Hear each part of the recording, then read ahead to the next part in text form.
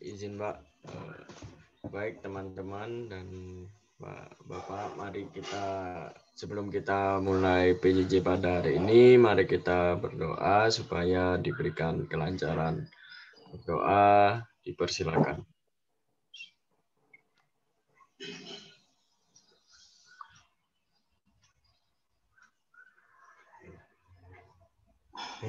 Berdoa dicukupkan.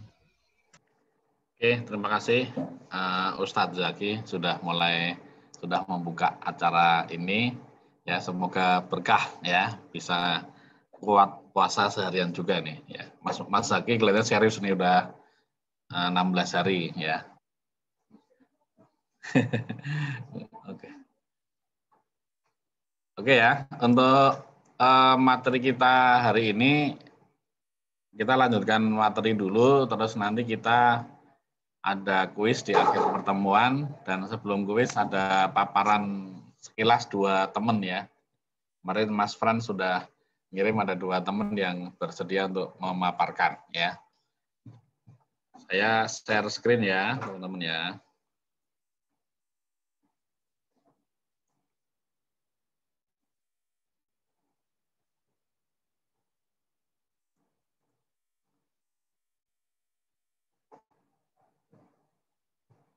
Oke, kelihatan ya?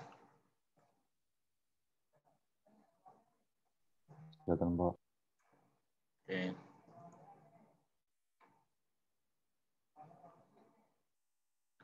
Sebagian masih gelap nih, sebagian. Kecuali yang ada yang izin sakit, kalau yang izin sakit katanya nggak boleh gelap-gelapan ya.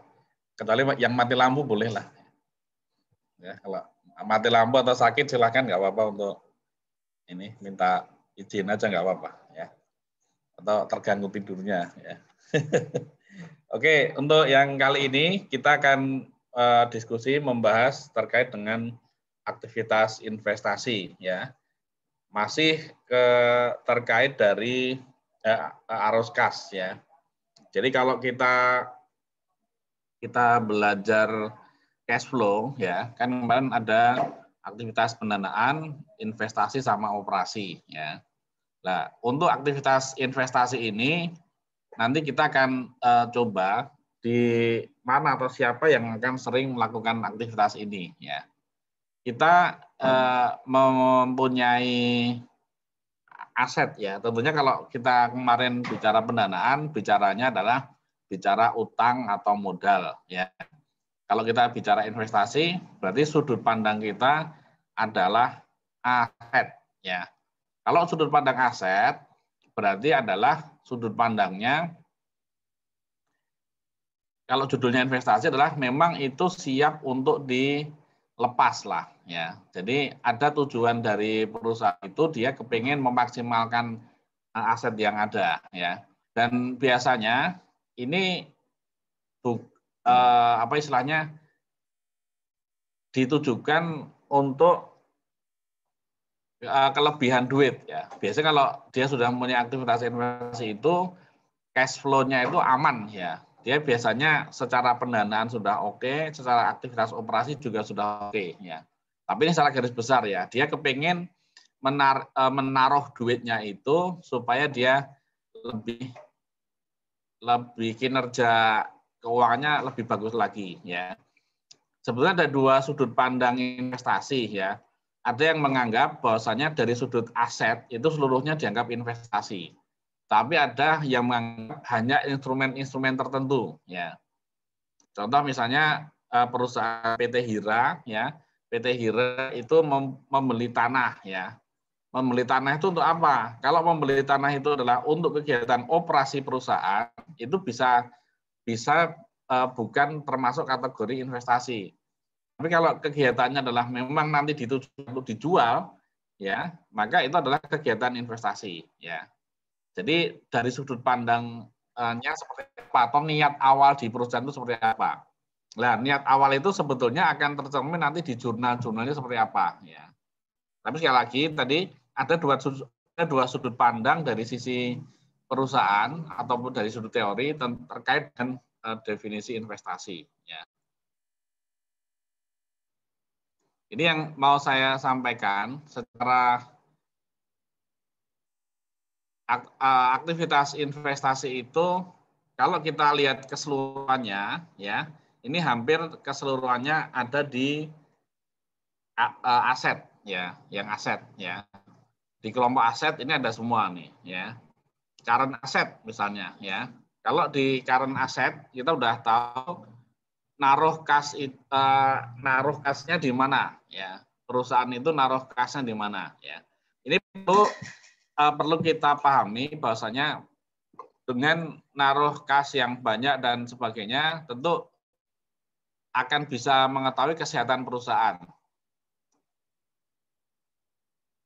Salah satunya adalah tapi ini belum pernah diketahui ya, tapi secara bisnis sebetulnya kalau perusahaan itu cash-nya banyak itu berarti dia akan sehat ya, Berarti mampu untuk menalangin seluruh aktivitasnya ya.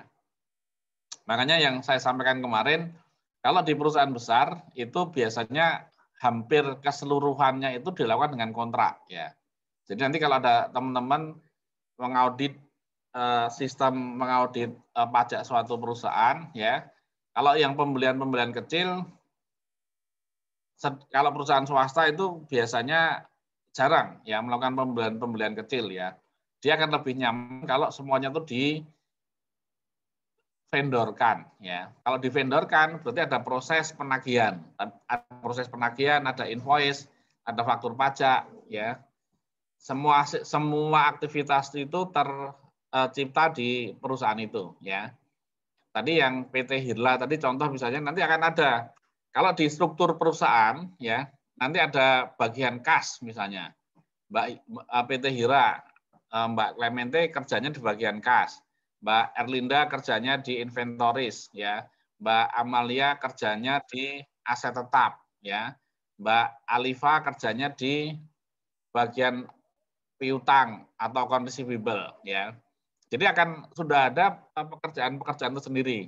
Ini dulu waktu saya pernah magang waktu skripsi ya, waktu skripsi D4 dulu saya magang di sebuah BUMN itu di bagian akuntansi ya. Di bagian akuntansi ya, ada yang bagian pajaknya. Pajak itu salah satu bagiannya. Ternyata di dalam bagian akuntansi itu ada nama-nama tadi. Nama-nama akun atau nama-nama perkiraan ya. Saya juga nggak sangka ternyata praktiknya seperti ini ya. Ada yang Bapak A, bagian aset, Bapak B, bagian account receivable, Bapak C, bagian account payable, Bapak D, kasir ya. Ya nyebutnya kasir ya, bukan kas ya. Jadi setiap pembayaran itu dia yang akan menghitung kebutuhan kasnya berapa, cash cairnya kapan dan sebagainya ya. Seperti itu ya. Itu yang ada di dalam prakteknya. Nah, ini akun-akun ini ya tentunya juga akan seimbang ya, tergantung tingkat kesibukan di perusahaan itu. Kalau contoh kalau sekaliber BNI ya, BNI itu yang nangani kalau penanganan pajak ya, kalau yang penanganan pajak ya, kan berarti kalau penanganan pajak kan dia masuk tersendiri ya. Ada tax managernya, ada head head department head lah ya, ada di levelnya di bawah kepala divisi ya, dia ada yang nangani SPT. Kalau SPT 23 sama SPT 23, SPT PPN, SPT 4I2 itu jadi satu ya. Ada juga yang kalau pasal 21 biasanya yang nangani bagian SDM. Tidak akan nyampur ya. Jadi yang pasal 21 kan tidak ada di struktur ini dan itu biasanya khusus. Kalau pemeriksaan pajak pun setiap perusahaan biasanya akan menyodorkan bagian SDM-nya. Karena itu merupakan hal yang rahasia, yang orang internalnya pun nggak paham, nggak boleh tahu ya, karena menyangkut gaji orang dan sebagainya, gaji direksi dan sebagainya.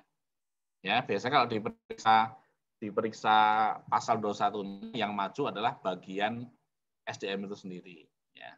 Tapi kalau bagian PPN, ya pasal 23 matanya 2 itu tersendiri ya. Diperbolehkan diketahui oleh banyak pihak karena menyangkut rekanan dan sebagainya. Kemudian yang SPT badan juga satu, ya.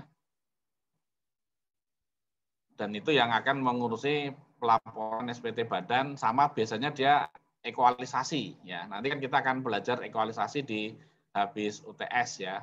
Karena ekualisasi itu menjadi penting untuk menyamakan persepsi antara kewajiban pajak yang ada dengan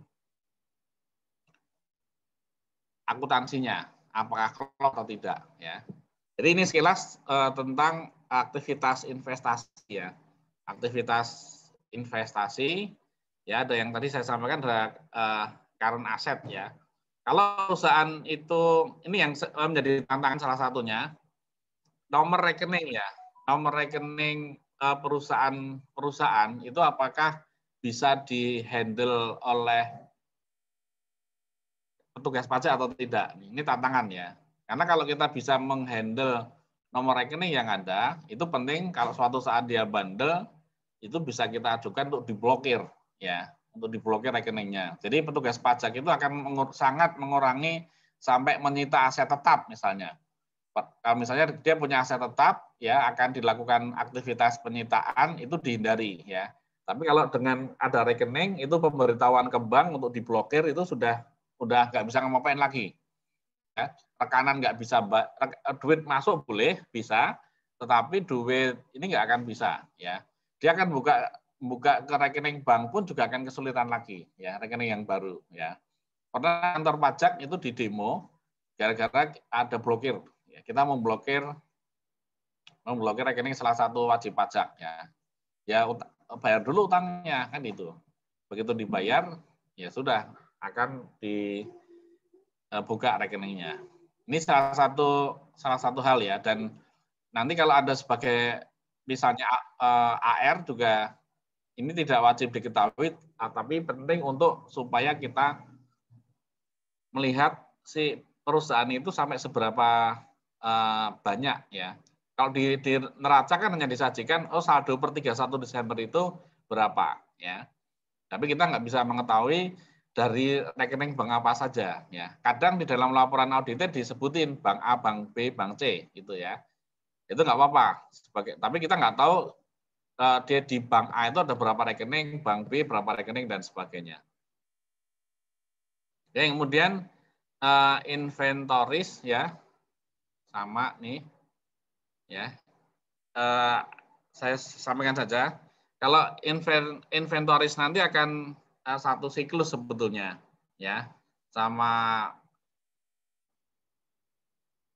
dengan pembelian, ya, dengan cash yang masuk, sama dengan piutang, ya. Ini memang hampir tidak pernah disentuh oleh auditor.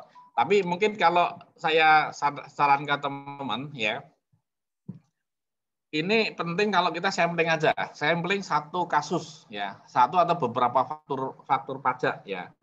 Jadi Anda bisa minta kalau ngaudit, ya, itu bisa minta sampling.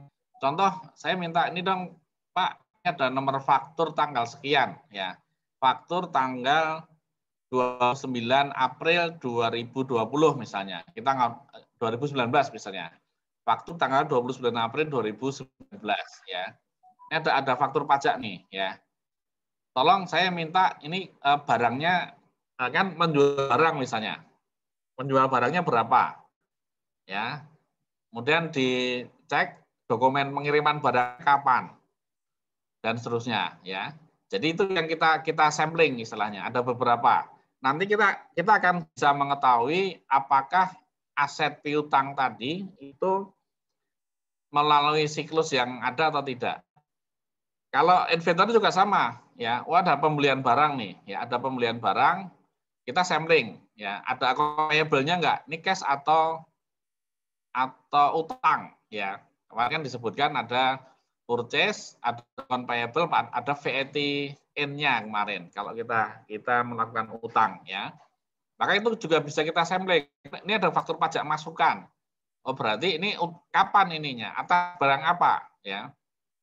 Kita cocokkan. Bahkan sering juga kita lakukan kita sort semua faktur pajak masukan. Kita cocokkan dengan HPP, ya. Oh, faktur pajak masukannya 400 miliar. HPP-nya misalnya 600. Oh, berarti ada 200 miliar yang tidak ada PPN-nya. Nah, ini kita juga perlu perdalam apakah memang perusahaan ini membeli barang persediaannya dari gelap atau tidak, ya. Dari pasar gelap. Jarang sekali, ya. Biasanya kalau barang persediaan itu pasti akan ada fakturnya. Kalau ada impor juga ada PIB-nya dan seterusnya, ya. Jadi tidak seluruhnya kita ambil, tapi Anda bisa minta sampling, ya. Januari sampai Desember mau berapa tadi berapa account receivable sama berapa dari pajak keluarannya, ya, yang terkait dengan account receivable, bisa juga dari pajak masukannya, ya. Nanti kita akan sudah dari slide ini sudah bisa memotret keseluruhan proses bisnis tadi. Saya dulu waktu memotret salah satu ini, saya bisa menentukan, oh ternyata perusahaan ini telat menerbitkan faktur pajak. Ya, saya langsung bisa ngomong, oh Anda telat menerbitkan faktur pajak. Jadi satu siklus itu. Jadi saya sudah langsung ngomong, Anda kena 2% DPP. Saat itu menggunakan regulasi lama. Kalau sekarang kan 1% kali DPP, kan itu. Ya. Ya. Sama nanti di habis UTS nanti kita perdalam lagi yang model-model kayak gini. Ya. Tapi tidak dengan kita memahami akuntansi ini, terutama ini kalau kita hubungkan dengan operating cycle-nya ini adalah ke SPT PPN ini cenderungnya. Ya. Ada komentar, pertanyaan? Belum ya?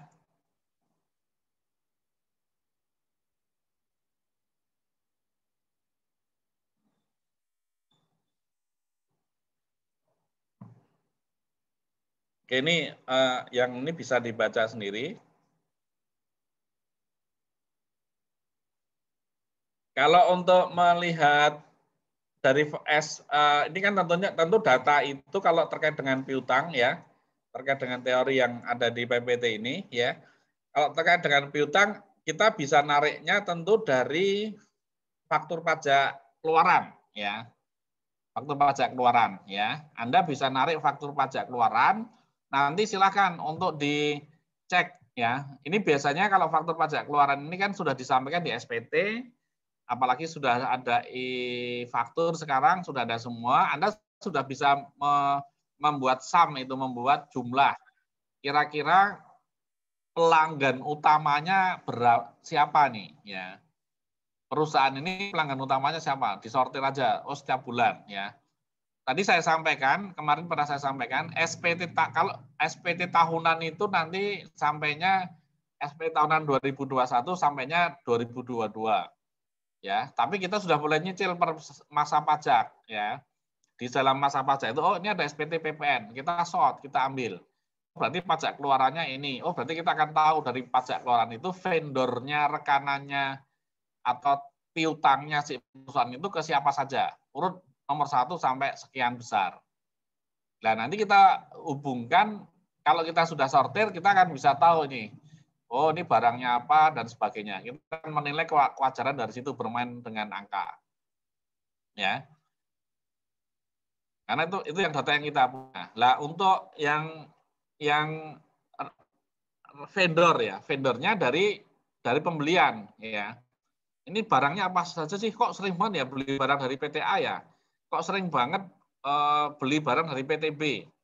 Ya, kok sering banget beli barang dari PTC misalnya. Maka kita akan bisa tahu ini seberapa banyak nantinya, ya. Bisa dari P-nya, price-nya, bisa dari Q-nya, dari kuantitinya, ya. Untuk bisa kita lihat hubungannya. Nah, nanti bisa salah satunya bisa kita hubungkan juga. Oh, ini ada hubungan istimewa atau tidak, ya. Ini pantas ke anak perusahaan. Oh, pantas ini ke induk perusahaan. Oh, ini dalam satu grup ini misalnya. Ya. Misalnya PT Fikar menjual kepada PT Ahdan, ya. Ya, jadi oh ini satu grup ini, ya. PT Fikar Junior, PT Fikar Senior misalnya, ya. dari namanya sudah bisa ketahuan misalnya ya. Jadi itu bisa diperjelas nantinya ya. Baik dari sisi piutang ataupun dari sisi utang tadi ya. Kemudian yang untuk terkait dengan prepaid expense ya. Ini juga sama, kita kan dari laporan keuangan ya. Dari laporan keuangan silakan untuk saya kemarin kelupaan ya. Untuk tugas khusus dari saya, silahkan dicek ya, dicek di dalam account payable ya, di dalam utang ya, itu ada utang pajaknya atau tidak, itu dibandingin aja dulu ya.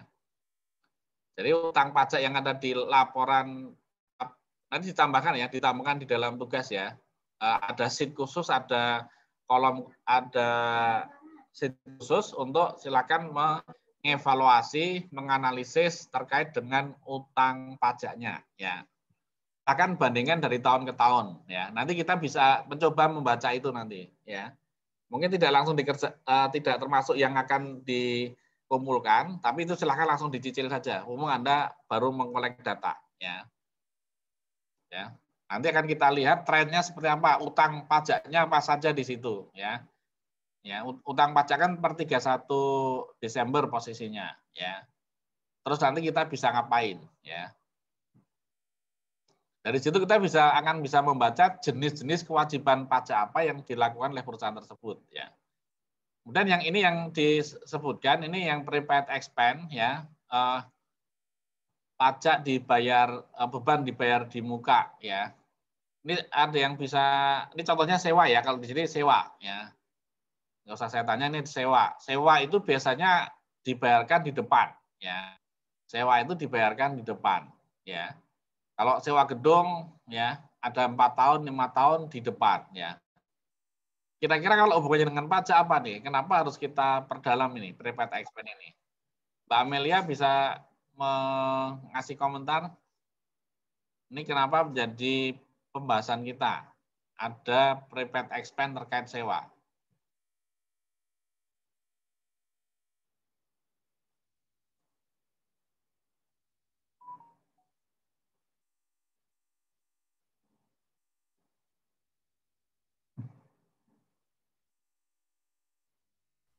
Kalau misalnya prepaid expense kan ini bayarnya di muka ya Pak, berarti mohon koreksinya Pak, nanti untuk bebannya akan lebih besar.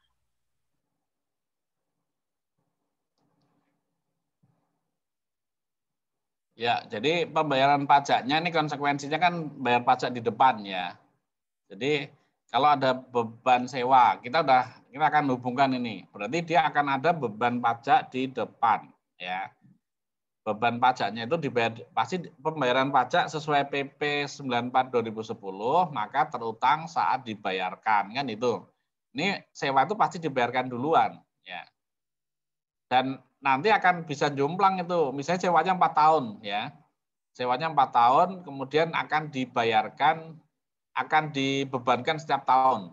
Secara akuntansi nggak boleh langsung cash base, seluruh beban itu dibebankan tahun itu ya. Harus dibebankan selama 4 tahun. Lah, sementara pajaknya dibayar di depan itu. Benar ya Mbak Amel gitu ya? Iya Pak. Ya. Jadi pasal S otomatis akan berpengaruh di SPT pasal 4 ayat 2-nya. Dan nanti kalau kita melihat ada pembebanan sewa di tahun berikutnya, ini kok belum dibayar sewanya? Ya kita jangan nanya gitu loh. Karena itu pajaknya sudah dibayar di tahun pertama tadi. Ya. Tapi kalau Anda sebagai orang yang awam, orang yang belum tahu, ya nggak apa-apa. Ini kenapa nggak cocok nih? Waktu ekualisasi nggak cocok. Ini ada beban sewa, tapi nggak ada pasal 4 ayat 2-nya. Ini kadang perusahaan itu yang nyewa adalah bagian umum, divisi umum, ya bagian pajak itu nggak mengarsipkan, ya. Jadi dia nggak tahu kontrak sewanya kadang. Ini yang jadi kendala. Tapi dia akan harus dia melakukan pembebanan ini, ya. Oke gitu ya.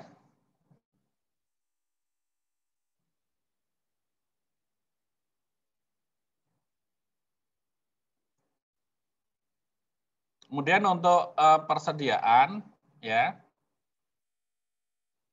tadi sudah saya sampaikan, ya, ini akan jadi satu siklus, ya. Kalau di akuntansi kan sudah kita pahami ada pembelian, persediaan awal ditambah pembelian, ditambah dikurangi dengan penggunaannya, dikurangi persediaan akhir, maka akan jadi HPP, ya. Ini kita pakai periodik sistem kan itu, ya. Jadi pakai periodik sistem. Kemarin saya tanya ada metode perpetual, ada metode periodik. Ya, kalau ada jurnal pembelian, ya, ada jurnal purchase, maka perusahaan itu pasti menggunakan periodik. Ya. Nah, tentunya persediaan barang ini akan menjadi khas, ya, akan menjadi tantangan sendiri. Apakah kita bisa mendetailkan atau tidak? Ya. Kalau bisa, sebagai auditor minta berita acara pengecekan per 31 Desember. Ya. Jadi ini kalau di auditor pajak, apalagi perusahaannya yang belum teraudit, ini kadang ngarang-ngarang angka itu ada di sini nih. Ngarang angka itu ada di persediaan awal, ada di persediaan akhir. Ya. Ini dalam rangka supaya pajaknya lebih kecil aja. Ya. Padahal itu harus ada berita acaranya itu. Kenapa persediaan awalnya 1 M? Kenapa persediaan awalnya 2 miliar? Ya, apakah benar secara fisik ada enggak? Ya, jangan-jangan ada pencurian, jangan-jangan memang menggelapkan angka di situ. Ya, jadi secara akuntansi kita harus bisa meyakinkan nilai di persediaan awal itu sudah sesuai atau tidak sama di persediaan akhirnya. Oke ya. Kemudian juga sama metode perusahaan, ya. Mau pakai 3 metode ini, ya, bisa dijelasin. Ini ada 3 metode, Mbak Mas aja gantian, ya. Mas NMBC. Iya, Pak. Artinya FIFO rata-rata apa? Nah, kalau FIFO berarti kita mencatat persediaan nilai persediaan berdasarkan barang pertama yang dijual, Pak. Jadi barang masuk pertama maka itu yang dijual itu juga dijual pertama juga. Kalau misalnya LIFO tuh kebalikannya. Jadi barang terakhir yang dibeli itu merupakan nanti jualnya itu yang merupakan barang pertama. Kalau rata-rata itu rata-rata, Pak. Ada rata-rata langsung sama rata-rata tertimbang. Oke, ya. Sebentar ya. Ada.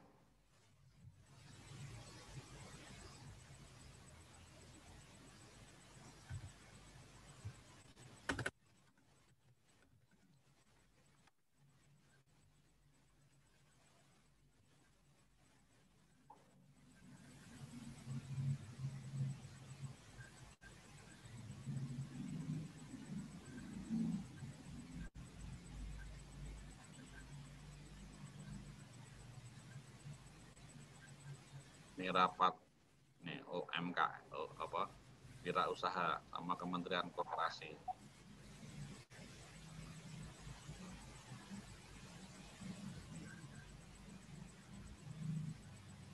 Ya, jadi kalau ini ceritanya gampangnya gini, Mas siapa tadi? Hilang. Mas Dan, Pak. Ya, ini namanya kan muncul tuh. Bentar.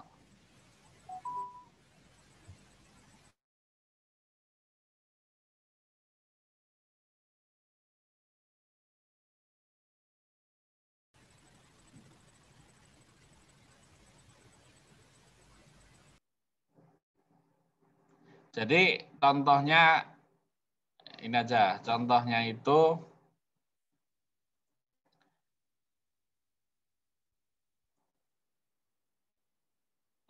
dan punya rumah, ya, punya rumah ada 2 pintu, ya, punya rumah ada 2 pintu, ya, pertama beli kardus, ya, kardusnya dimasukin lewat pintu 1, tapi nanti kardus itu kalau keluar lewat pintu 2, ya, maka itu first in first out, ya. Jadi yang masuk pertama keluar pertama.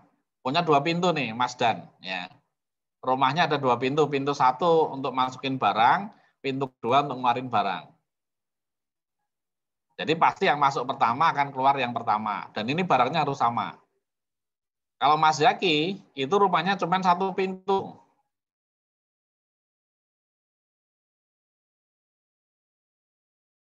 Tuh, ya udah karena nggak kepake, ternyata keburu beli lagi barang kedua, beli lagi barang ketiga. Ya kan mau pintu kan 1 tadi, barangnya yang 1 di pojok, yang 2 di tengah, yang 3 di terakhir. Otomatis yang terakhir tadi dikeluarin lagi sama Mas Zaki. Gampangnya gitu, ya. Jadi yang last in first out, ya, yang last in yang terakhir masuk itu yang keluarnya pertama. Gampangnya gitu dulu waktu dosen saya ngajarin adalah kalau first in first out itu ya pintunya 2. Kalau last in first out itu pintunya 1 gitu. Gampangnya gitu, ya. Sederhana tapi kelihatannya sampai sekarang saya ingat gitu, ya. Oke. Dan itu yang terjadi ya, yang terjadi. Tapi kalau sekarang ini tergantung juga jenis barangnya. Sebetulnya dengan sudah ada barcode ya, KRS, barcode dan sebagainya itu sudah nggak modal sebetulnya. Tapi itu adalah ilmu FIFO dan LIFO itu seperti itu. Ya. Nah ini yang kita sebetulnya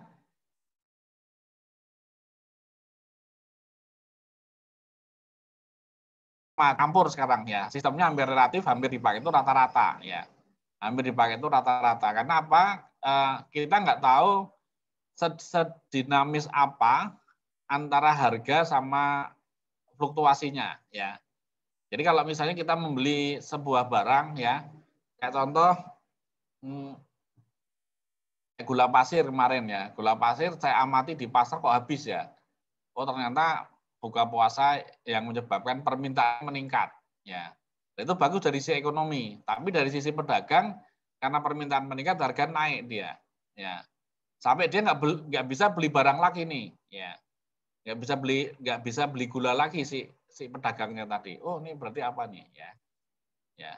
Jadi ini yang bagi si pedagang tadi ya barangnya sudah kejual semua harga naik, tapi ternyata kalau di metode perdagangan ya si pedagang tadi, Pak kami barang naik tapi kami beli barangnya juga naik lagi nih Pak. Jadi sedih sebetulnya kalau para pedagang itu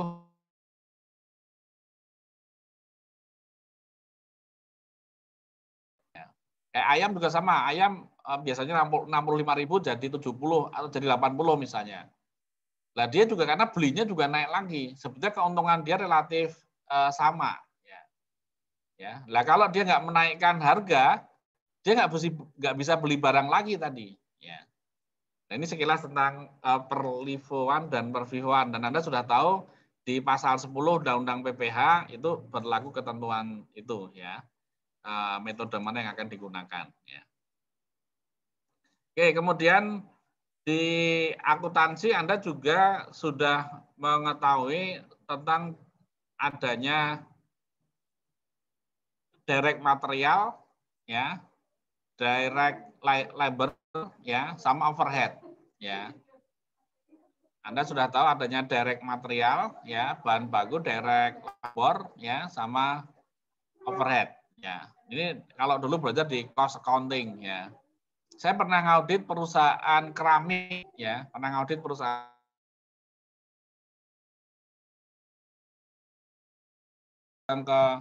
ke pabriknya langsung ya, dan yang menjelaskan proses bisnis itu adalah insinyur dari UGM, insinyur mesin ya, dia jelasin keramik dan sebagainya. Dia ngeluh dia, wah enak ya Pak ya kerja di kantoran, lah kita orang teknik kerjanya panas-panas kayak gini ya. Jadi dari yang mendidih itu mendidih banget, mendidih barangnya sehingga jadi keramik dengan berapa derajat Celcius ya. Lah kita orang akuntansi hanya datang lihat panas dikit udah masuk ruangan AC lagi kan itu ya. Anda juga sama nanti, wah jadi auditor dan ini ya sudah jadi auditor, mantau lihat bentar masuk ruangan ber-AC lagi. Itulah keuntungan orang akuntansi, orang pajak ya. Jadi kerjanya hanya di ruang tertutup. Nah, ya. Ini contoh saja. Tapi kita harus tahu tadi, walaupun kita di ruang tertutup, proses bisnisnya itu seperti apa nih, ya. Ini contoh gambarnya gambar mobil nih. Ya, ini perakitannya seperti apa. Sampai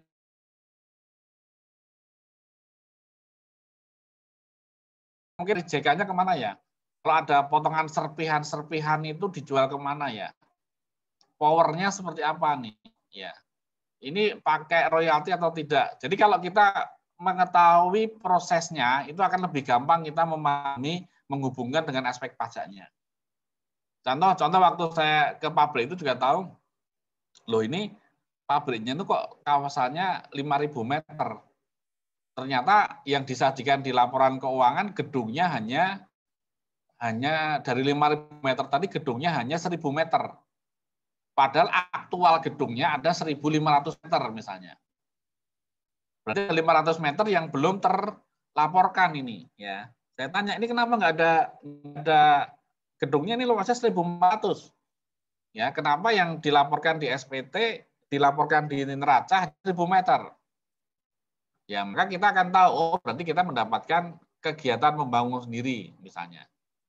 Ada potensi ke sana, ya. Kita cek.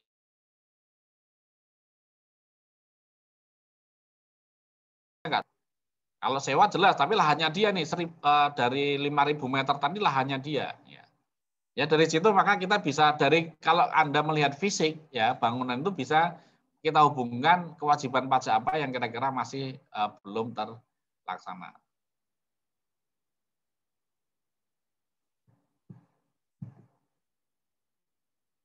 Oke ya, jadi untuk yang berikutnya, untuk yang aset jangka panjang ya, yang aset jangka panjang ya, kita tentu harus berhati-hati terhadap keinginan perusahaan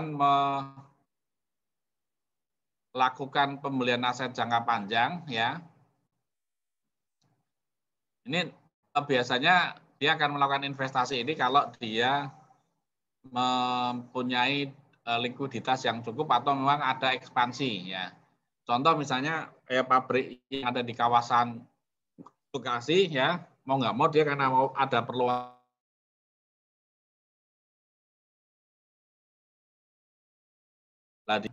kita juga langsung harus yakinkan bahwasanya ini yang sering kali terjadi, lahan itu dibeli bukan atas nama perusahaan, tapi pakai duit perusahaan, atas nama nyonya direksinya, atas nama si yang komisarisnya gitu loh ya. Itu sering terjadi. Kita percaya saja ini aset yang dipajak itu atas nama siapa? Ya. Ada perilaku waktu saya ngaudit juga salah satunya, loh kok ini duitnya itu mengalir ke nyonya direksi terus nih.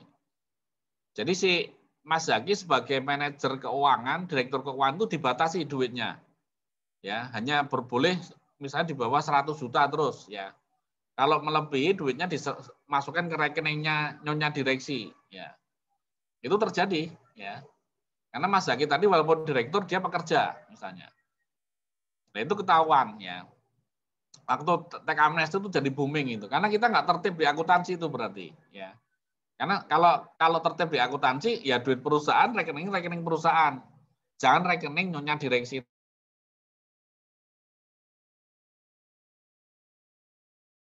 Ya. Pencantuman angka juga ini ya. Pencantuman angka di dalam aset itu harusnya at cost ya. Ini yang jangan sampai ada penggelapan ataupun penyelewengan duit yang nggak sesuai dengan ketentuan akuntansi atau perpajakan. Misalnya nilainya 10M, ya berarti harus dibuktikan ada cash 10 miliar. Ini beli aset 10M. Dan sampai Anda percaya saja ini akuntansinya 10M ini. Kenapa dicantumkan angka 10M? Tentu akan ada kita evaluasi dengan pajaknya berapa. Walaupun di notaris sering aja salah tuh ya. Dan seterusnya. Ya, jadi kita bisa perdalam ke sana apakah angka yang disajikan itu memang wajar atau tidak. Tapi tentunya yang akan kita perdalam yang kira-kira itu akan berdampak ya. Ini kira-kira kalau tadi mesin ya, mesinnya berdampak tinggi karena dibeban nanti. Mungkin Anda nggak mikir nanti nggak kalau ini mesin nggak apa-apa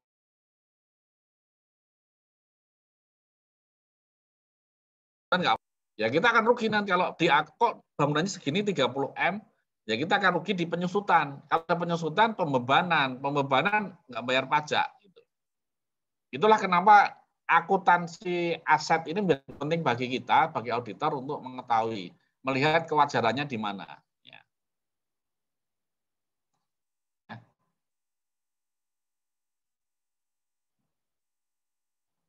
Oke, kemudian kita juga perlu juga menilai aset-aset yang bagi kita asing ya. Ya, bagi kita asing. Contoh hak kehutanan, hak konsesi lah ya. Jadi kalau di perusahaan tambang itu ada beberapa ini cadangan, misalnya dia boleh menguasai 100.000 hektar. 100.000 hektar itu nanti dia akan kalkulasi, akan dibagi-bagi sama dia. Oh, cadangannya berapa, yang sudah siap berapa, dan seterusnya. Ya. Jadi dari 100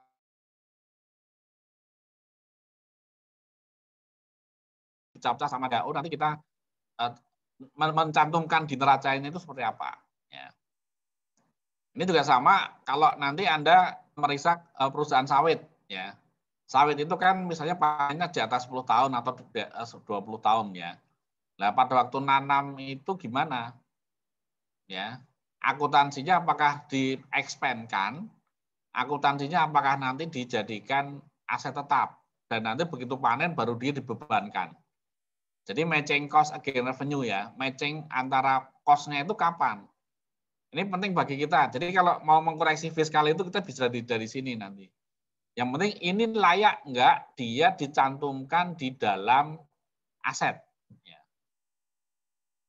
Karena dengan tadi ada kata-kata kapitalisasi ya. Jadi kalau kapitalisasi itu nanti dibebankannya lewat penyusutan. Ini kita harus tantang ini sih wajib pajaknya. Ini layak enggak sih dia dimasukkan ke sana atau dibebankan tahun berjalan saja.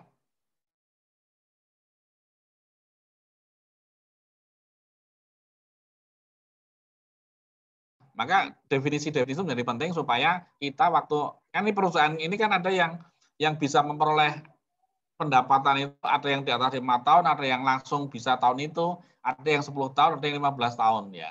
Kita mikirnya yang perusahaan-perusahaan besar ini ya. Gitu ya.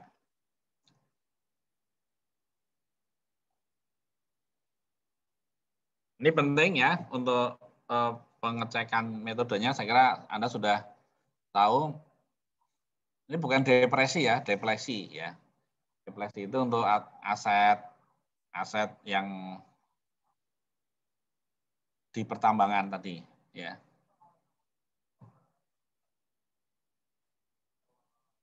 Jadi kalau penurunan nilai kita sudah sepakat kita nggak ada penurunan nilai, tapi kalau itu disajikan di dalam neraca tentu akan menjadi PR kita ya. Secara akuntansi boleh itu dia melakukan penurunan nilai ya. Oke, kemudian sama ini untuk aset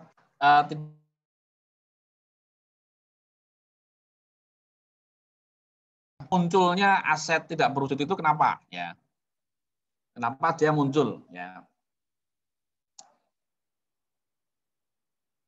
Ya, jadi kalau ini biasanya kalau di yang praktek yang ada, yang saya temui adalah biaya praoperasi. Ya. Jadi tadi biaya praoperasi itu kalau di dalam pasal 11 itu muncul itu, pasal 11 atau 11A ya, muncul biaya praoperasi. Nah, biaya praoperasi itu apa itu? Ya. Jadi nanti Anda sebetulnya gini, salah satunya yang bisa dibenahi oleh auditor adalah apakah tadi dibebankan di tahun perjalanan atau lewat amortisasi atau kapitalisasi kan itu ya. Kalau aset tidak berwujud berarti dia lewat amortisasi ya. Ya kalau lewat amortisasi itu biasanya akan dimatchingkan nanti dengan kapan dia bisa berproduksi. Ya. Kapan mulai berproduksinya.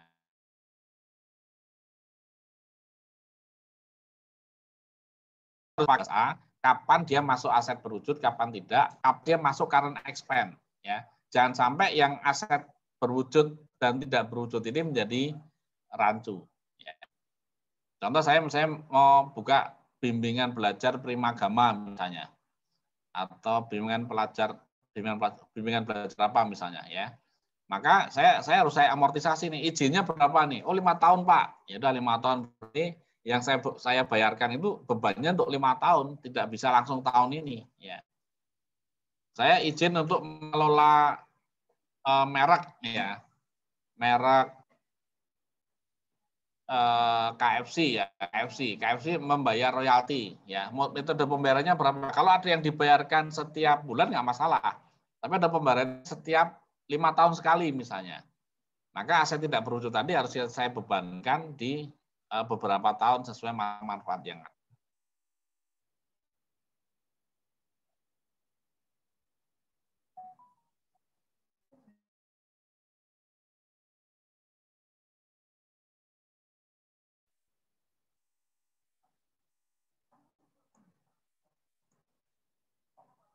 Oke, di Sambi saja gantian, teman yang memaparkan siapa tadi, Mas? Ya, untuk ice breaking. Mas Ran, silakan ditunjuk siapa yang mau yang perempuan dulu atau berdasarkan absen aja ya Pak ya? Udah. Ya, silakan absen aja. Silakan. Boleh Mas Zaki. Silakan Mas. Ya, izin share screen. Bisa nggak? Bisa.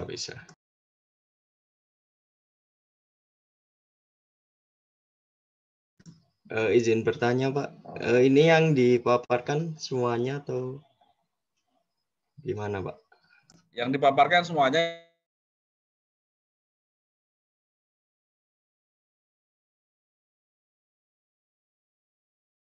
Baik Pak. Assalamualaikum warahmatullahi wabarakatuh. Selamat pagi teman-teman. Kali ini saya akan memaparkan analisis laporan keuangan dari perusahaan yang saya pilih adalah United Tractors. Nah, yang pertama kita lihat dari ikhtisar perusahaan. Nah, berikut ada informasi yang saya dapatkan, rangkuman informasi yang saya dapatkan terkait perusahaan United Tractors. Nah, United Tractors sendiri merupakan perusahaan yang bergerak di bidang manufaktur. Nah, terutama dia itu fokusnya adalah penjualan alat berat. Nah, di sektor pertambangan. Nah, kalau kalian tahu ada produk namanya Komatsu ya. Kalau misalnya di tambang-tambang Komatsu itu, nah itu adalah United Tractors itu adalah satu-satunya distributor produk tersebut di Indonesia.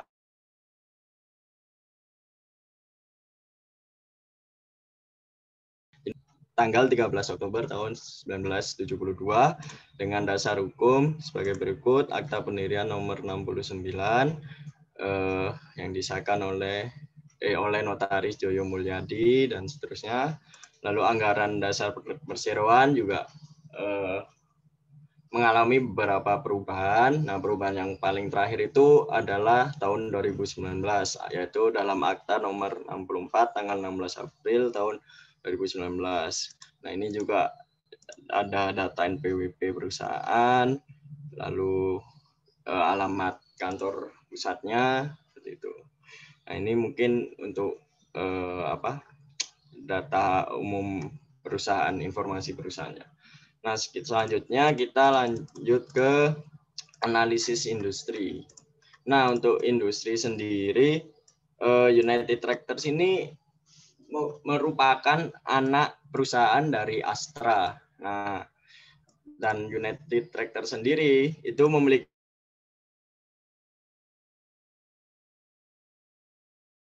dibagi berdasarkan lini bisnis yang dilakukan oleh United Tractors. Jadi PT United Tractors ini tidak hanya fokus pada penjualan alat berat, namun dia juga banyak lini bisnisnya, yaitu ada dia itu kontraktor penambangan, dia juga pertambangan batu bara, pertambangan emas, lalu juga industri konstruksi, lalu juga yang paling baru ada segmen industri. Nah, kita bedah satu-satu. Nah, dari secara umum, seperti yang saya katakan tadi, lini bisnis perusahaan itu memiliki 5 lini bisnis ya. Ada mesin konstruksi, kontraktor pertambangan, pertambangan batu bara, penambangan emas, dan industri konstruksi serta energi. Nah, setiap lini bisnis perusahaan ini dijalankan oleh anak perusahaan. Nah, di sini ada beberapa ya, yang abu-abu ini anak perusahaan. Nah, itu yang menjalankan masing-masing lini bisnisnya. Nah, untuk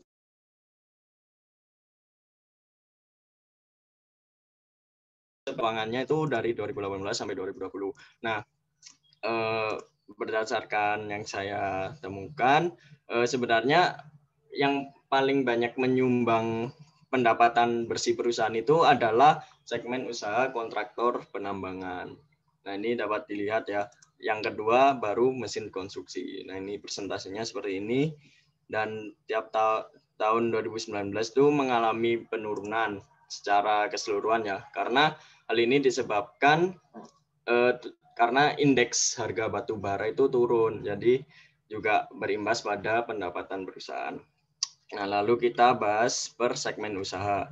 Nah, untuk segmen usaha mesin konstruksi itu dijalankan oleh induk perusahaan unit tractor dan anak usahanya yaitu PT Bina Pertiwi, UT Heavy Industri, PT United Tractors Pandu Engineering, dan PT Universal Technologies saja ya. Nah, seperti yang saya katakan tadi, United Tractors adalah distributor tunggal produk-produk Komat.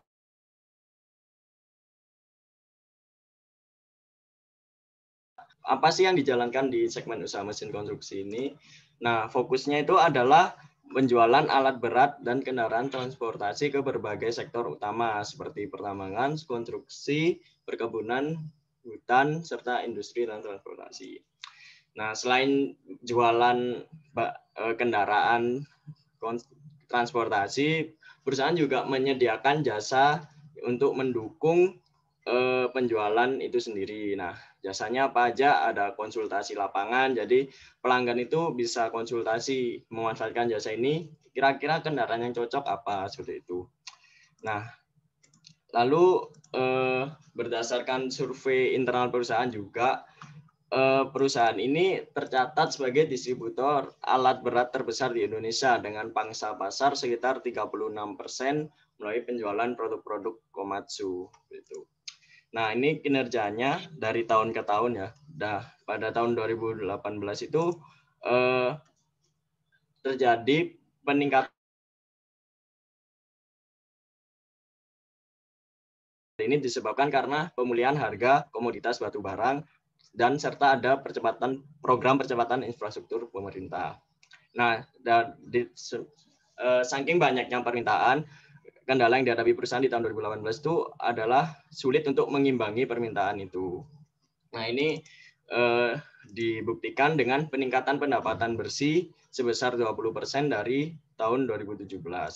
Nah, lalu tahun 2017 itu mengalami penurunan karena adanya pemilu. Nah, pemilu ini menyebabkan tender proyek infrastruktur pemerintah mengalami penundaan hingga ke akhir tahun. Jadinya berimbas ke pendapatan perusahaan yang turun sebesar 24% dari tahun sebelumnya. Tahun 2020 juga sama, yaitu imbasnya pandemi COVID-19 dan turunnya indeks harga batu bara. Jadi permintaan dari pelanggan itu juga turun kan, karena pelanggan itu banyak melakukan revaluasi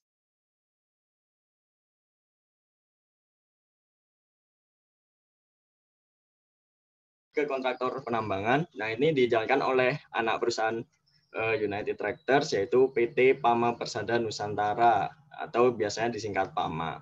Nah, kontraktor penambangan ini menyediakan jasa pertambangan komprehensif kepada pemilik tambang. Nah, jasanya mulai dari desain hingga pemasaran, desain pertambangan hingga pemasarannya. Nah, PT PAMA ini juga merupakan perusahaan yang terkemuka di Indonesia. Nah, PT Pama ini melayani beberapa produsen batu bara yang besar di Indonesia. Nah, seperti ada PT Adaro Indonesia, PT Bukit Asam, PT Indominco Mandiri, dan masih banyak lainnya. Nah, lanjut ke kinerja perusahaan. Pada tahun 2018, ini sama seperti segmen mesin konstruksi ya, karena ada pemulihan harga batu bara, jadinya pendapatan bersih perusahaan itu meningkat. Lalu pada 2019 itu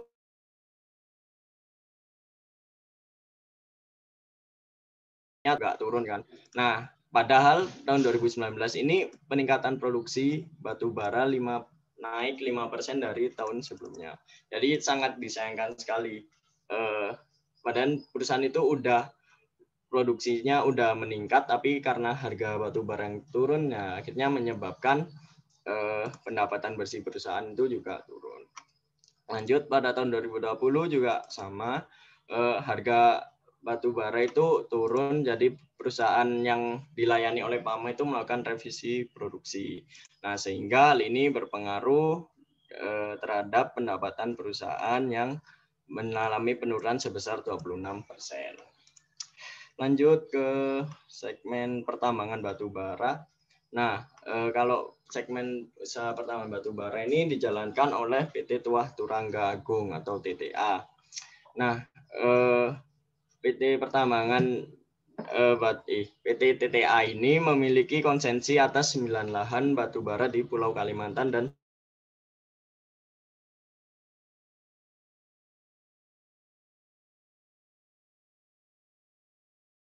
dengan kualitas batu bara menengah hingga tinggi. Nah, lini bisnisnya adalah mengoperasikan 3 tambang batu bara, yaitu PT Asmin Bara Baronang dan PT Talent Orbit Prima, TOP, serta PT KTA Caraka Mulia. Nah, sama seperti 2 segmen usaha yang sebelumnya, jadi di 2018 itu mengalami kenaikan pendapatan bersih, sedangkan di tahun 2019 dan 2020 mengalami penurunan. Lanjut ke segmen usaha pertambangan emas. Nah, sebenarnya segmen usaha pertambangan emas ini baru dijalankan oleh perusahaan itu pada akhir 2018 setelah perusahaan mengakuisisi perusahaan yang bernama PT Agincourt Resources, PT AR. Nah, PT AR ini mengoperasikan pertambangan emas di Martabe, Sumatera Utara. Nah, berdasarkan kontrak karya dengan pemerintah, PT AR itu akan mengoperasikan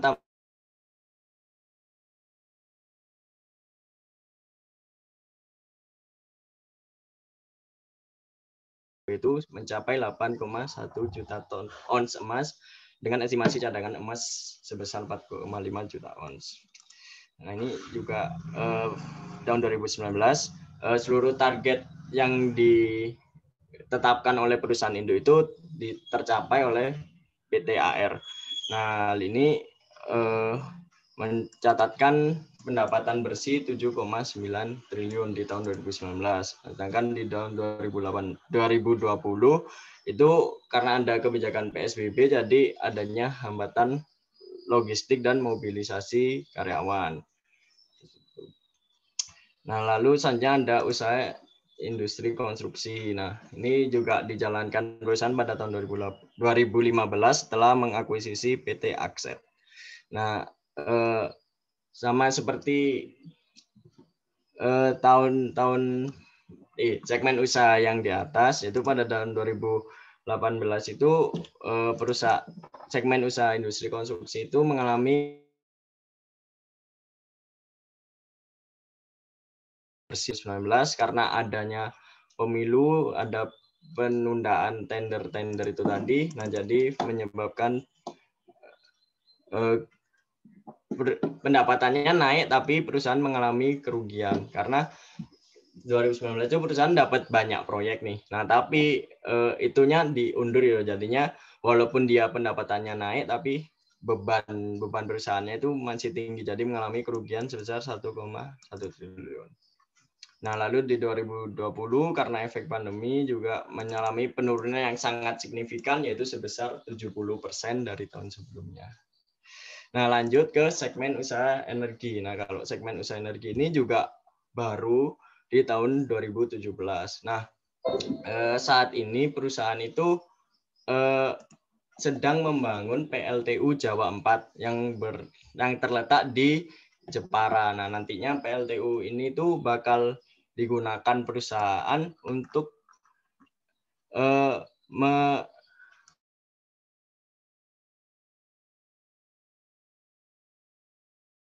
misalnya produksi energinya berlimpah, nah itu nanti bakal dibeli sama PLN. Jadi udah kerjasama sama PLN. Nah, nanti perusahaan ini menjadi salah satu pemasok di ketika PLTU itu udah selesai.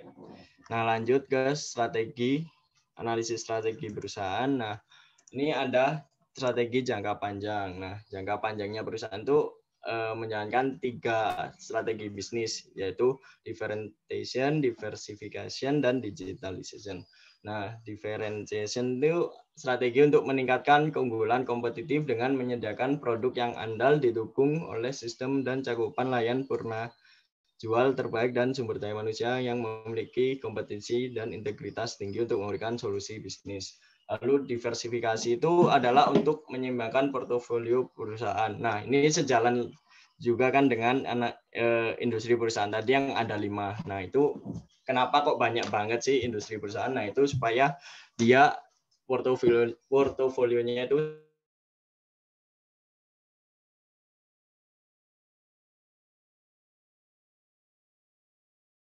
2017 itu mulai mengarah ke proses digitalisasi. Nah, perusahaan bakal memanfaatkan big data, kayak bikin aplikasi kayak gitu-gitu untuk meningkatkan kepuasan pelanggan dan mengurangi risiko-risiko. Nah, ini per usahanya. Nah, kalau mesin konstruksi ini perusahaan itu berusaha untuk mencari pasar baru gitu. Nah, contohnya ada di nikel, terus ada di hutan sama pertanian. Jadi nggak melulu di tambang batu bara aja. Lalu kontraktor pertambangan ini juga dia lebih fokus untuk mengembangkan digitalisasi, yaitu membangun sebuah kantor terpadu. Jadi nanti di kantor itu,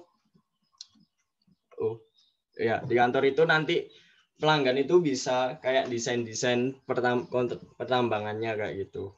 Nah, lalu lanjut ke pertambangan batu bara. Nah, kalau pertambangan batu bara ini perusahaan itu lebih fokus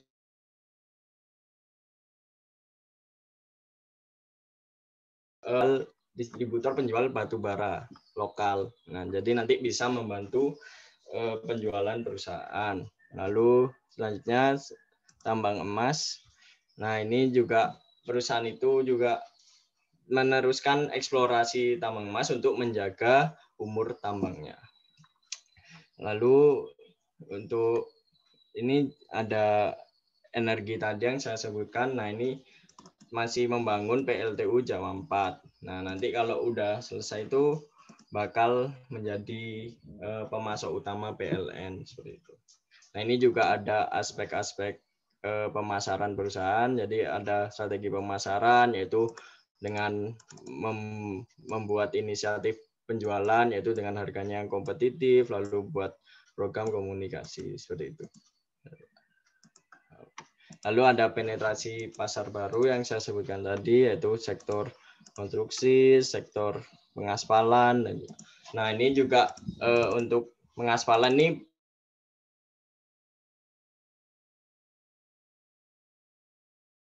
utama MotoGP Mandalika. Gitu. Lalu juga perusahaan juga menjaga ikatannya dengan mitranya, yaitu Komatsu dan Bomat. Nah, ini juga dengan mengadakan event-event tahunan. Nah, jadi ada proyek kolaborasi dengan Komatsu, juga ada Hari Inovasi Bomat. Gitu. Lalu strategi harga ini juga perusahaan menekan harga agar lebih kompetitif yang disesuaikan dengan produk value-nya, produk support value, dan kompetisi pasar. Nah, selanjutnya ada analisis akuntansi.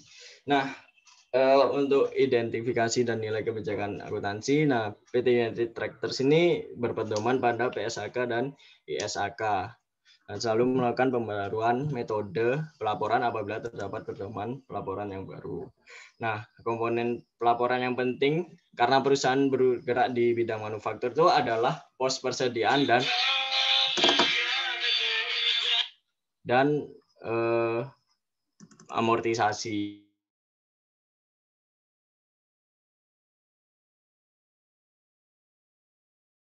Nah, di sini terlihat bahwa beban perusahaan itu yang paling besar itu ada di penggunaan bahan baku jadi. Nah, ini kan pembentuk harga pokok penjualan atau persediaan dan juga penyusutan dan amortisasi yaitu sebesar 19,11% dari total beban perusahaan.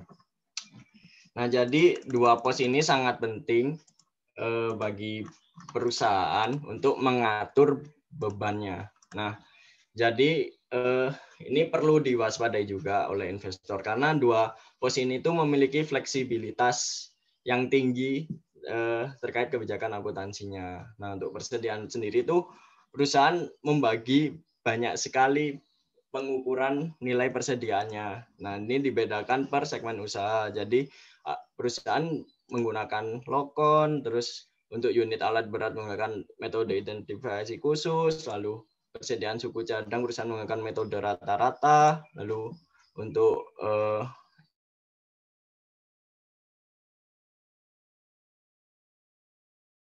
kalau di batu bara itu pakai rata-rata terima.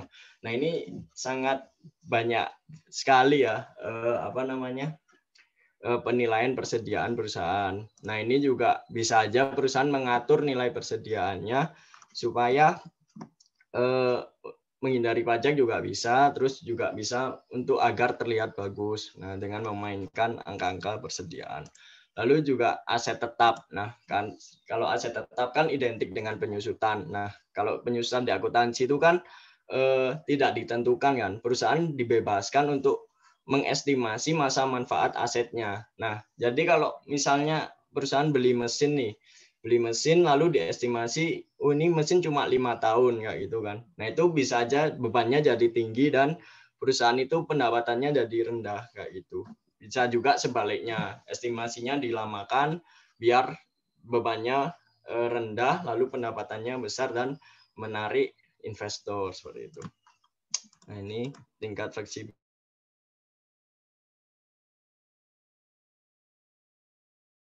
Lalu ada strategi pelaporan. Nah, waktu saya baca laporan keuangannya itu pada tahun 2018, 2000 dan 2019 itu ada perincian beban pokok pendapatan usaha. Nah, itu dirinci per segmen usaha. Jadi kita kalau ngecek, oh ini APP dari segmen usaha mesin konstruksi itu berapa kayak itu mudah. Nah, sedangkan pada tahun 2020 itu udah nggak dipisah-pisah per segmen tuh dijadiin satu.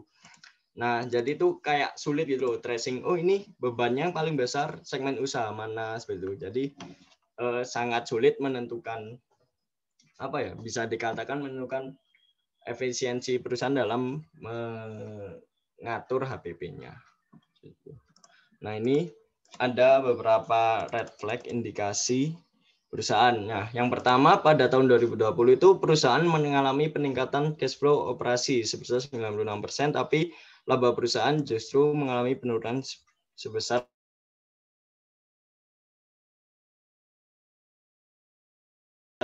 ini pada tahun 2020. Nah, segmen usaha cash flow operasi perusahaan itu mengalami peningkatan yang dari tahun 2019 itu sebesar 9 triliun. Nah, dari 2020 itu mendapatkan 18 triliun. Nah, ini meningkat hampir 2 kali lipatnya kan. Nah, sedangkan apabila kita lihat di income statement-nya, nah jumlah laba rugi perusahaan itu turun dari 11 triliun menjadi 5 triliun. Nah, ini harusnya kan searah kan. Perusahaan menerima uang juga seharusnya dia mendapatkan laba. Nah, tapi itu tadi seperti yang saya katakan bisa saja perusahaan memainkan penyusutan aset tetapnya. Kan aset tetap kan tidak dibayarkan pakai uang kan. Nah, itu bisa aja karena ada perbedaan, ada beban-beban yang tidak non keuangan, jadinya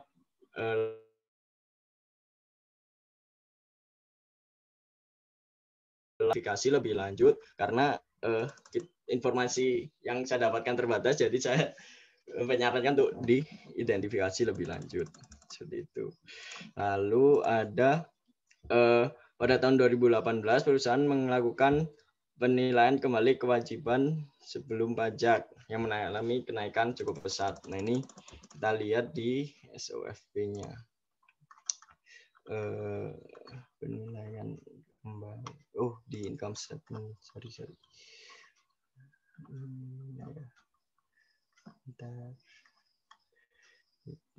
Penilaian kembali.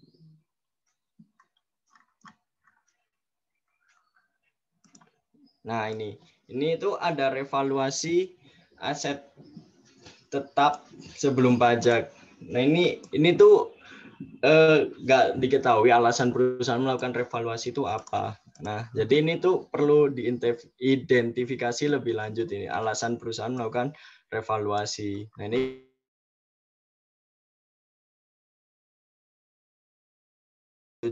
miliar, lalu turun lagi 2 miliar. Nah, ini tuh perlu diidentifikasi lebih lanjut. Selanjutnya ada cash flow investasi. Nah, untuk pembayaran perolehan aset eksplorasi dan evaluasi meningkat, namun pada neraca aset eksplorasi justru mengalami penurunan. Nah, ini kita lihat juga di cash flow. Aset operasi. Oh, ini. Nah, ini kan ada peningkatan nih, hampir 2-3 kali lipat dari tahun 2018 ke 2019. Nah, perusahaan itu mengeluarkan uang lebih banyak untuk mendapatkan aset eksplorasi dan evaluasi. Nah, seharusnya kan di SOFP itu harusnya asetnya juga bertambah kan, aset eksplorasi dan evaluasi ini. Nah, namun di SOFP itu berkata lain. Mana aset eksplorasi?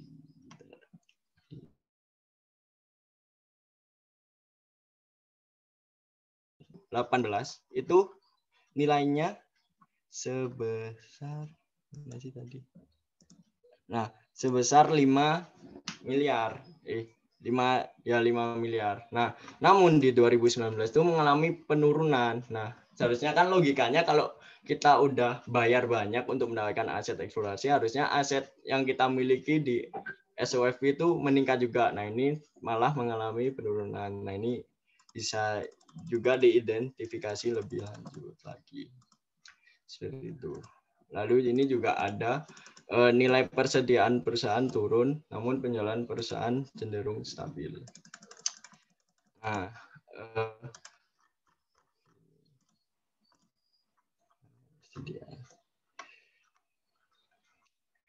persediaan lancar. Nah, ini mengalami penurunan.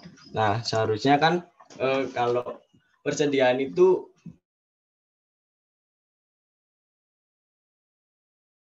kita jurnal itu kita jual kan cash sama sales, terus COGS sama inventory. Nah, harusnya selaras gitu loh. Nah, tapi ini tuh berbeda, tidak searah gitu. Itu sih. Lalu lanjut ke analisis rasio-rasio. Nah, untuk analisis rasio ini ada banyak nih. Ini dijelaskan semua atau bagaimana, Pak?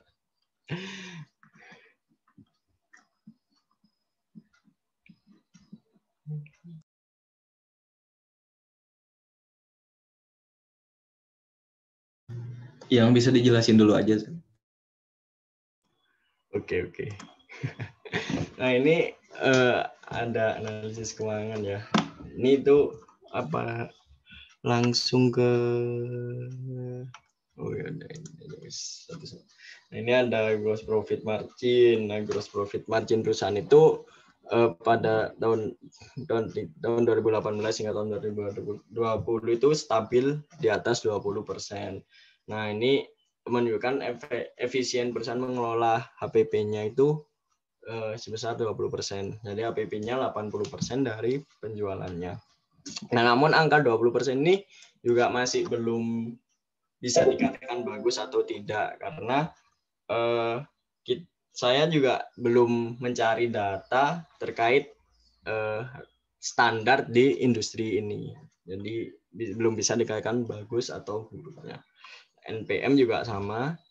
Nah, ini karena ada beban-beban umum, beban administrasi, ini juga belum bisa dikatakan baik atau buruknya. Lalu ada cash flow margin.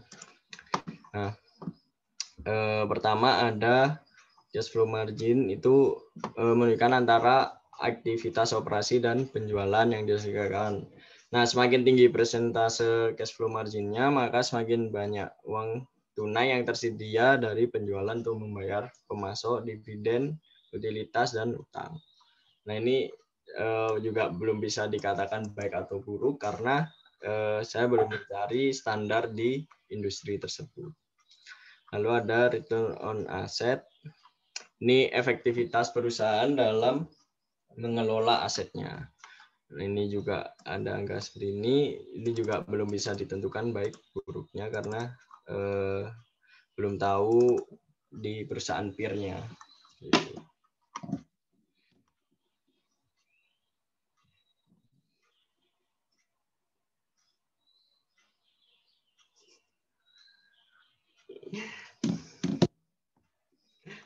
Lalu ada return on sales juga. Nah, ini mengukur pendapatan perusahaan. Gitu. Ini rasio return on sales. Nah, ini menunjukkan persentase dari total perusahaan yang dapat dikonversikan menjadi laba perusahaan. Semakin tinggi angka return on sales-nya mengindikasikan bahwa kinerja perusahaan semakin efisien. Return on equity juga, jadi semakin tinggi semakin baik. Nah, lalu lanjut ke arus kas. Nah, ini ada current ratio, ada quick ratio. Nah, ini gunanya untuk apa sih? Nah, ini tuh untuk mengukur kemampuan perusahaan dalam melunasi utang-utangnya. Utang jangka pendek, yaitu current liabilities. Nah, semakin di atas 1 itu berarti kemampuan perusahaan semakin baik. Seperti itu. Nah, ini ditunjukkan karena rasio perusahaan dari 2018 hingga 2020 itu stabil di atas angka 1. Quick ratio-nya juga sama, terus mengalami tren positif, yaitu menjauhi angka 1. Lalu juga debt to equity ratio. Nah, ini untuk mengukur kemampuan perusahaan dalam melunasi utang jangka panjangnya, atau bisa juga menunjukkan tingkat kemandirian finansial perusahaan. Nah, ini menunjukkan bahwa perusahaan itu cenderung mandiri dalam melakukan usahanya. Nah, ini dibuktikan bahwa total equity perusahaan itu cenderung lebih besar daripada pembiayaan utang. Nah, jadi pembiayaan yang dilakukan perusahaan itu sebagian besar didapatkan dari equity. Nah, ini berarti perusahaan cukup aman untuk dilakukan investasi. Ini juga debt to asset juga sama. Jadi ini untuk mengukur seberapa banyak sih aset yang dibiayai sama utang. Nah, ini hampir 0,51%. Jadi hampir separuh aset itu dibiayai oleh utang. Tidak seluruhnya. Jadi masih aman. Di bawah 1. Lalu juga ini analisis risiko yang saya katakan tadi. Untuk liquidity risk-nya tadi lihat dari current ratio sama quick ratio yang di atas angka 1 berarti perusahaan cukup aman. Lalu long term solvency risk ini juga kita lihat dari DER terus sama debt to asset. Nah, cenderung aman juga karena di bawah 1. Lalu ada credit risk. Nah, credit risk ini bukan resiko karena kegagalan pembayaran kewajiban perusahaan. Nah, ini dapat dilihat dari rasio likuiditas dan solvabilitas, yaitu current ratio hingga debt to asset. Nah, ini perusahaan itu memiliki resiko kredit yang rendah karena kurang dari 1. Tapi juga perlu dijaga oleh manajemen perusahaan, yaitu dengan melaksanakan manajemen risiko kredit, mencakup pengawasan aktif dewan direksi dan komisaris, lalu kebijakan dan prosedur manajemen, dan penetapan limit, lalu proses identifikasi pengukuran, pemantauan, dan pengenalan risiko. Lalu juga ada risiko kebangkrutan. Nah, bangkrut menurut undang-undang adalah kondisi di mana suatu institusi dinyatakan oleh keputusan pengadilan bila debitur memiliki 2 atau lebih kreditur yang tidak membayar sedikitnya 1 utang, atau ini biasanya disebut pilot ya. Nah, untuk analisis kebangkrutan ini kita pakai Altman Z-score. Nah, ini tuh di Amerika cukup cukup terbukti keakuratannya. Nah, ini kita pakai yang manufaktur dengan rumus sebagai berikut. Nah, perusahaan itu memiliki Z-score di antara 2 hingga 2,4. Nah, ini menunjukkan perusahaan itu berada di zona abu-abu, yaitu menandakan bahwa perusahaan itu perlu perhatian khusus dan dimungkinkan juga perusahaan akan mengalami financial distress, gitu. Jadi ya perusahaan masih bisa saja mengalami kebangkrutan, jadi belum aman-aman banget. Nah, kalau misalnya mau aman itu setidaknya Z-score perusahaan itu harus di atas 2,9. Lalu analisis prospektif. Nah, ini untuk jangka panjangnya ke depannya prospek perusahaan itu diharapkan semakin membaik karena juga didukung dengan kondisi pandemi ini yang mulai turun dan pemulihan ekonomi global. Nah, kalau ekonomi global naik, nanti indeks harga batu bara perusahaan itu bakal naik juga. Nah, nanti diharapkan dengan naiknya indeks harga batu bara itu pendapatan perusahaan itu nantinya akan naik lagi. Jadi perusahaan bisa semaksimal mungkin memanfaatkan momentum tersebut.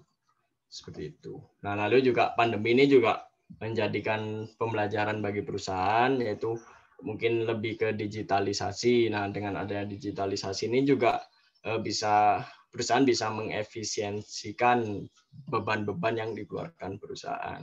Jadi tidak perlu harus ada penyewaan kendaraan untuk ke kantor pusat ya gitu. Nah, kan dengan adanya pandemi ini juga ada virtual meeting, jadi bisa memangkas beban tersebut salah satunya.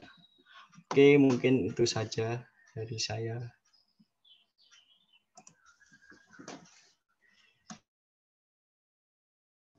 Baik, terima kasih Mas Zaki. Poin 2 untuk Mas Zaki.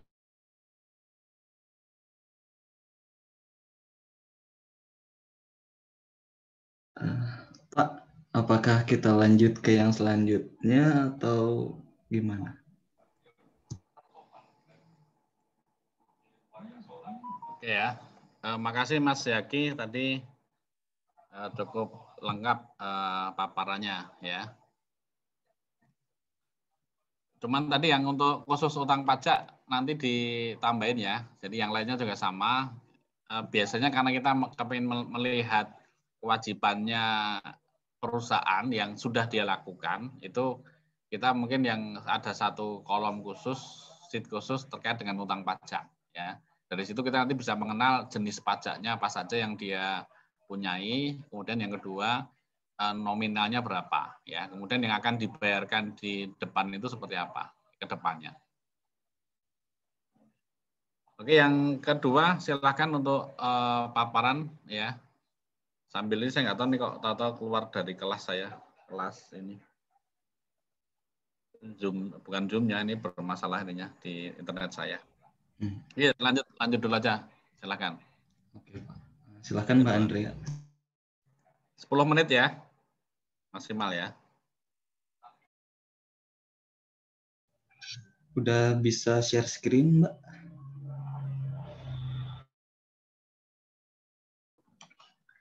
Izin share screen ya, Pak.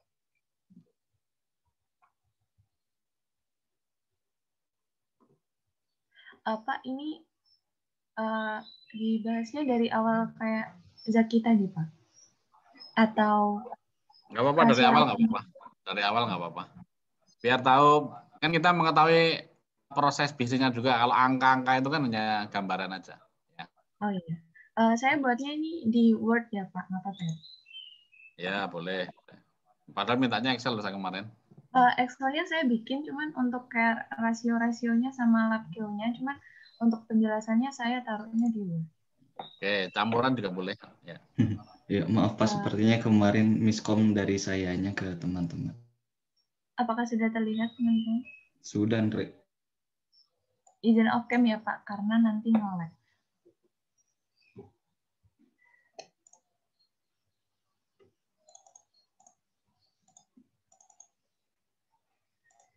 Jadi perusahaan saya ini HM Sampurna. Nah, ini perusahaannya sektor consumer goods industry. Terus ini saya pakai laporan keuangannya tahun 2017 sampai 2019.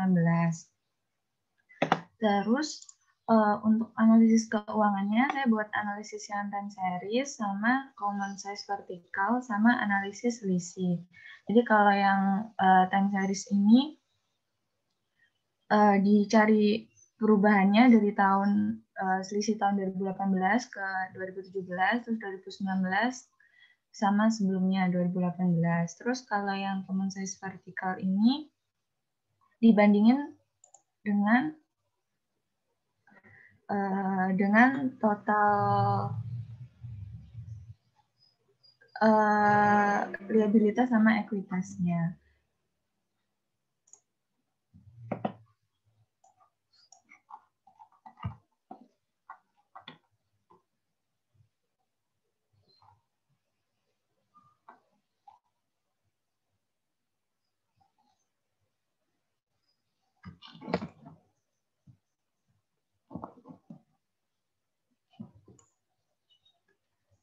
Jadi PT HM Sampurna ini itu anak perusahaan PT Philip Morris Indonesia yang memiliki afiliasi dengan Philip Morris International sejak tahun 2005. Nah, ruang lingkup kegiatan perseroannya itu memproduksi, memperdagangkan, dan distribusi rokok, termasuk distribusi Marlboro, itu rokok internasional yang terkemuka yang diproduksi oleh PMIG.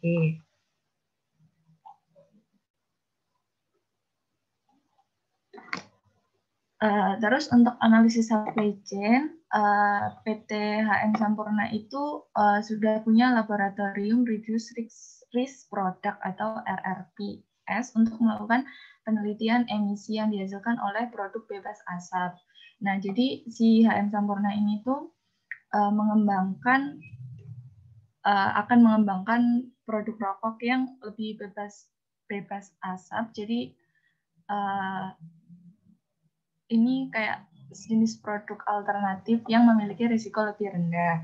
Terus untuk supply bahan baku seperti tembakau, cengkeh, kertas, dan bahan kemasan, filter, sama flavor atau saus. Nah, itu tuh banyak dari pemasok yang memiliki hubungan istimewa dengan HM Sampurna.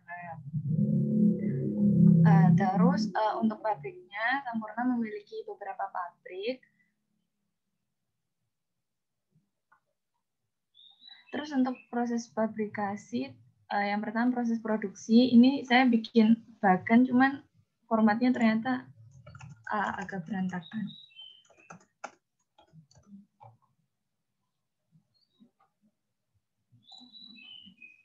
Jadi mulai dari stasiun pembelian cengkeh, penyimpanan, pengolahan cengkeh, pengolahan tembakau, pengolahan primer, itu masuk ke proses pencampuran. Lalu masuk ke pembuatan rokok. Nah, di pembuatan rokok ini ada buatan mesin sama lintingan tangan. Nah, setelah masuk ke proses pengemasan, lalu selanjutnya lanjut ke distribusi.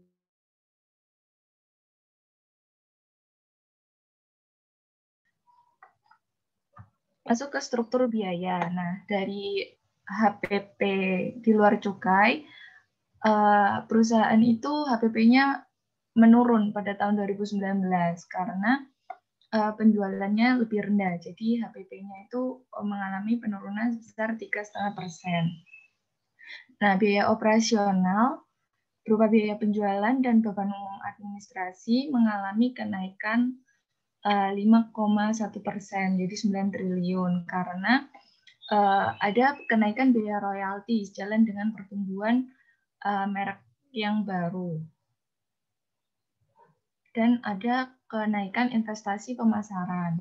Nah, untuk analisis strategi ada jangka pendek, jangka menengah, sama jangka panjang. Jangka pendeknya itu seperti yang tertera pada layar ini, kayak memperkuat saluran distribusi bagi perokok dewasa, memberi energi kepada karyawan, menerapkan cara kerja yang inovatif. Sedangkan di jangka menengah,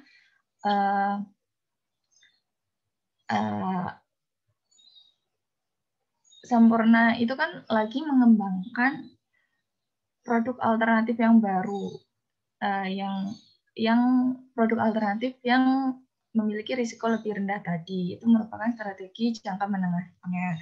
Untuk strategi jangka panjangnya, perusahaan itu membangun lingkungan eksternal yang mendukung. Lalu pendekatan keberlanjutan perusahaan disusun berdasarkan 4 pilar. Mendorong keunggulan operasional, mengelola dampak sosial, mengurangi jejak lingkungan, dan transformasi bisnis. Lalu masuk ke analisis akuntansi.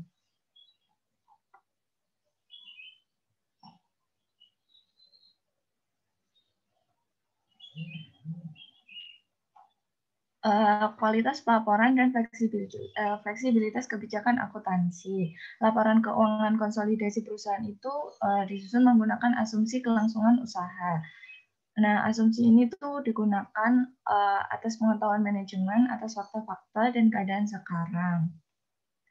Terus kejadian tidak biasa atau red flags. Dari laporan keuangan bisa kita lihat penjualan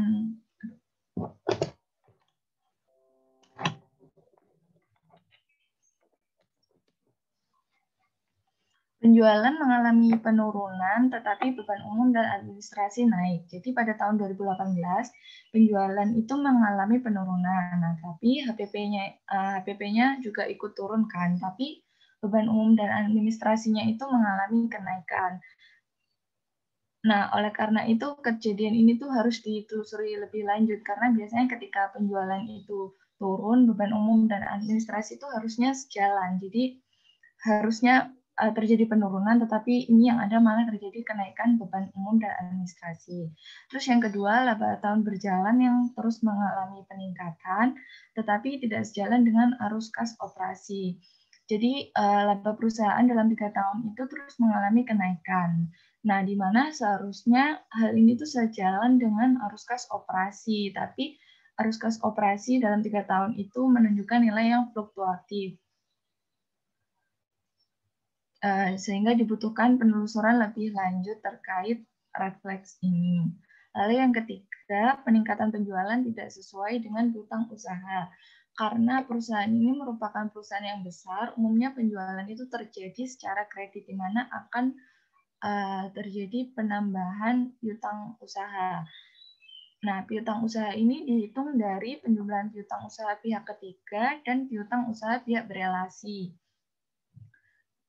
Perusahaan mengalami kenaikan penjualan pada dalam tahun 2017 ke 2018. Tetapi piutang usaha dalam 3 tahun ini tuh terus mengalami penurunan, sehingga hal ini harus diteliti lebih lanjut.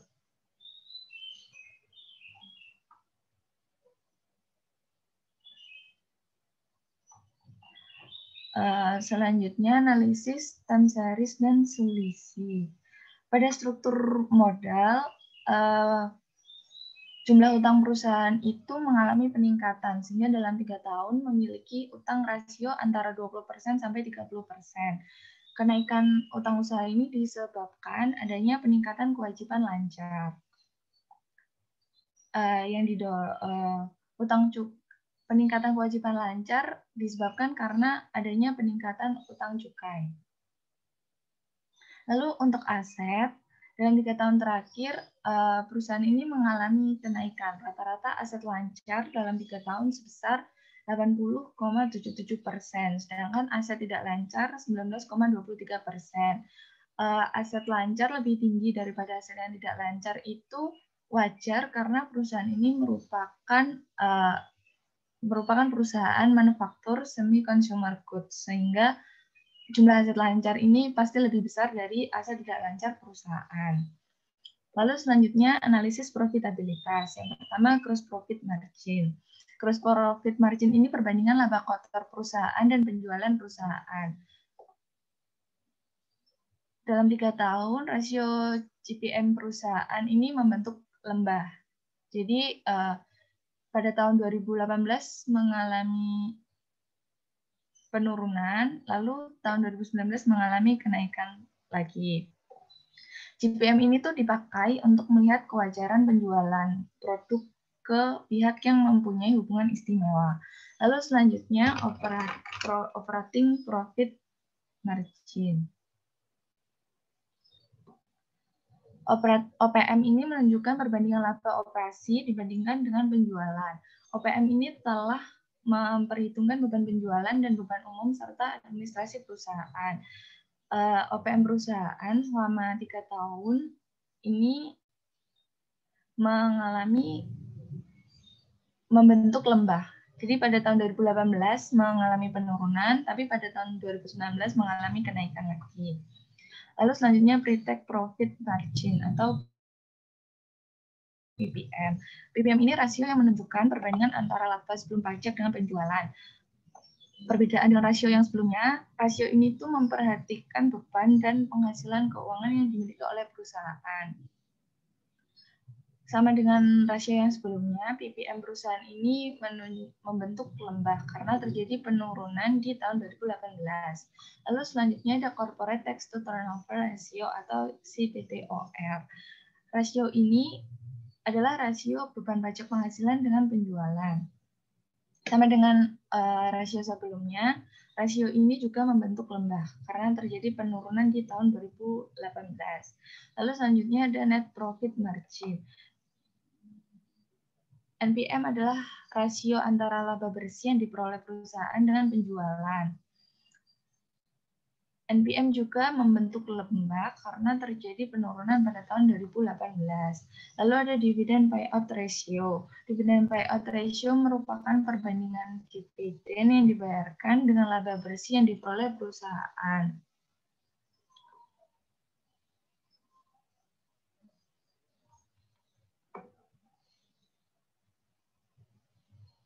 Lalu ada return on asset. ROA ini merupakan rasio yang mengukur efektivitas manajemen dalam menggunakan aset dan kemampuan perusahaan dalam mengontrol biaya yang dimiliki.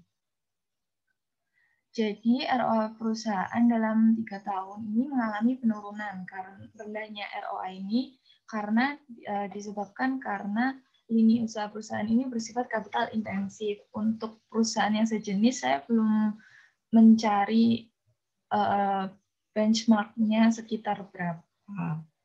Lalu ada return on equity. ROE adalah rasio yang mengukur tingkat profitabilitas dari modal yang ditanamkan di perusahaan. Dalam 3 tahun, ROE perusahaan terus mengalami kenaikan yang menunjukkan bahwa profitabilitas perusahaan itu semakin baik dari tahun ke tahunnya. Lalu selanjutnya masuk ke analisis arus kas. Yang pertama likuiditas. Di likuiditas itu ada net working capital. Net working capital ini selisih antara aset lancar dan kewajiban lancar. Jadi pengukuran ini itu digunakan untuk menunjukkan likuiditas jangka pendek perusahaan serta kemampuan manajemen untuk menggunakan asetnya secara efisien. Karena dalam 3 tahun ini perusahaan memiliki net working capital yang bernilai positif, berarti perhitungan ini menunjukkan kalau perusahaan ini mampu membayar kewajiban lancarnya dengan aset lancar. Hasil yang positif ini juga menunjukkan kalau perusahaan yang bersangkutan itu memiliki modal yang tersedia untuk berkembang dengan cepat tanpa perlu menambah hutang baru dari investor. Lalu selanjutnya ada current ratio. Current ratio ini digunakan untuk menilai posisi likuiditas suatu entitas dengan menggunakan hubungan antara aktiva aset lancar dengan kewajiban lancar. Jadi rasio ini digunakan untuk menilai aset lancar perusahaan itu dapat melunasi kewajiban lancar atau tidak. Jadi semakin besar rasio ini, maka entitas terlihat sehat. Sedangkan jika current ratio ini kurang dari 1, maka entitas bisa dibilang tidak sehat. Nah, meskipun dalam 3 tahun ini perusahaan mengalami penurunan current ratio, tetapi masih berada di batas aman karena lebih dari 1. Lalu selanjutnya quick ratio. Quick ratio ini digunakan untuk mengukur posisi likuiditas perusahaan, proyek, pusat investasi, atau pusat laba.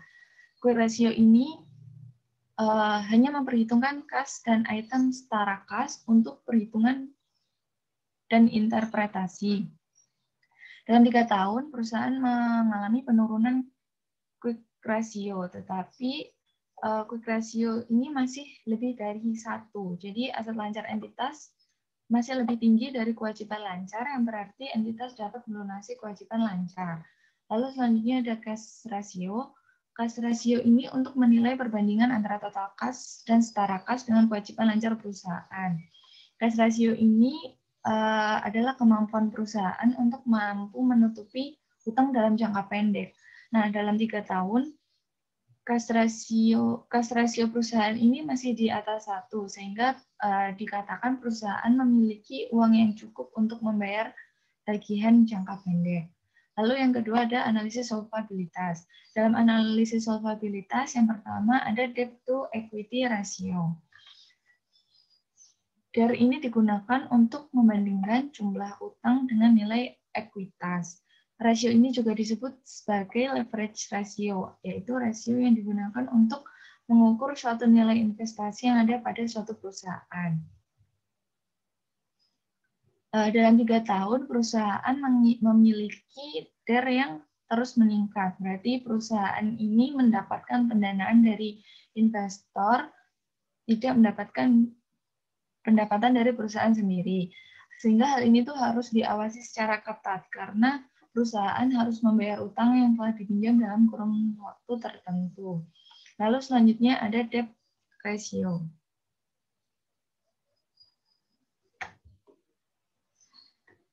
Debt ratio adalah rasio solvabilitas yang mengukur kewajiban sebagai persentase dari total asetnya. Debt ratio ini menunjukkan kemampuan perusahaan untuk melunasi kewajiban dengan asetnya.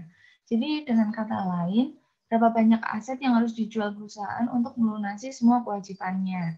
Dalam 3 tahun terakhir, debt ratio perusahaan ini mengalami peningkatan.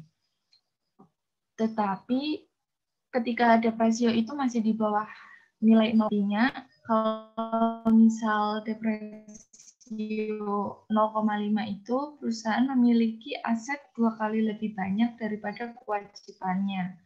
Atau kewajiban perusahaan hanya sebesar 50% dari total asetnya. Lalu yang ketiga ada analisis rentabilitas. Laba besar yang diperoleh perusahaan itu belum bisa jadi patokan kalau misal perusahaan itu telah efisien dalam bekerja. Nah, untuk itu dilakukan perbandingan antara laba yang didapatkan dengan modal yang dikeluarkan yang disebut dengan rasio rentabilitas. Rasio ini digunakan untuk mengukur kemampuan perusahaan dalam menghasilkan laba dalam periode tertentu. Jadi dalam 3 tahun perusahaan memiliki rasio rentabilitas yang terus meningkat. Sehingga dapat disimpulkan kinerja perusahaan dari tahun ke tahun ini semakin efisien. Lalu selanjutnya analisis risiko. Yang pertama ada financial flexibility. Jadi financial flexibility ini kemampuan perusahaan menggunakan financial leverage dalam meningkatkan return perusahaan. Financial flexibility ini dapat terlihat dari ROE perusahaan. ROE perusahaan itu kan mengalami peningkatan dalam 3 tahun terakhir. Dan pada tahun 2019 mencapai 38,46%. Sedangkan rata-rata return on asset-nya sebesar 28,46%, yaitu sebesar 26,96% pada tahun 2019. Dan bunga pinjaman bunga pinjaman pada tahun 2019 sebesar 6,45%. Artinya di sini adalah untuk setiap dolar atau rupiah yang dipinjamkan perusahaan digunakan untuk membeli aset perusahaan yang akan menghasilkan return sebesar 26,96%. Dan perusahaan hanya perlu membayar 6,45% atas pinjaman tersebut. Jadi perusahaan dikatakan memiliki financial flexibility yang tinggi karena pinjaman yang diberikan kepada perusahaan menghasilkan return yang lebih tinggi dari financing cost.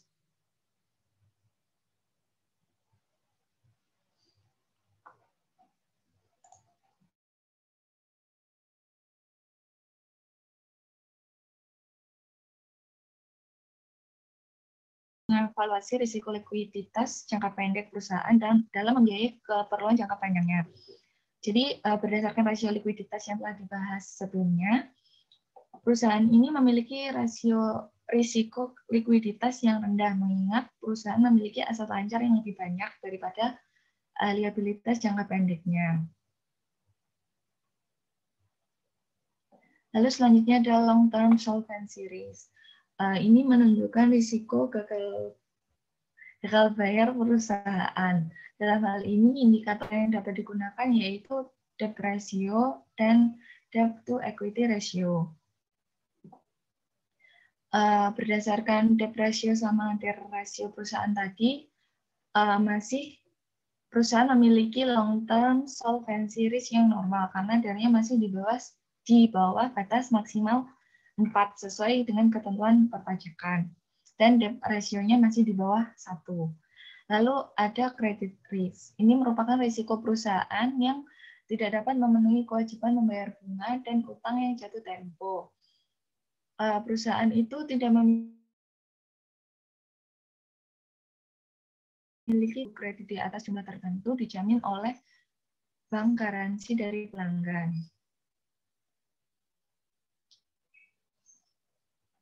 Lalu selanjutnya untuk bankruptcy risk, saya belum melakukan perhitungan karena menggunakan Z-score. Jadi saya belum hitung untuk yang bankruptcy risk-nya. Lalu yang terakhir ada market equity risk. Jadi market equity risk ini mengukur risiko sistematik yang dialami pasar secara keseluruhan. Dalam hal ini perusahaan dihadapkan pada berbagai tantangan ke depannya. Yang pertama adalah kondisi pandemi COVID-19 yang memberikan guncangan ekonomi kepada seluruh pelaku pasar. Yang kedua, ada semakin naiknya harga cukai rokok sebesar 24% pada tahun 2020, ditambah kenaikan harga bandrol minimum sebesar 46%. Dan juga indikator-indikator utama di tingkat konsumen menunjukkan pelemahan, seperti yang terlihat pada penurunan penjualan retail, perlambatan pertumbuhan impor, dan perlambatan pertumbuhan pendapatan di perusahaan-perusahaan barang konsumsi yang menyebabkan konsumsi dewasa semakin sensitif terhadap harga. Sekian pemaparan dari saya, Pak. Untuk kesimpulannya saya belum membuat. Oke, makasih Mbak Yola ya. Iya ya tadi ya. Sama Mas Zaki yang sudah memaparkan. Ini waktu kita tinggal berapa menit. Saya sudah kirim ke Mas Frans untuk mengerjakan kuis ya. Mengerjakan kuis via manual aja. Ya, silakan Mas Frans dibagi soal kuisnya.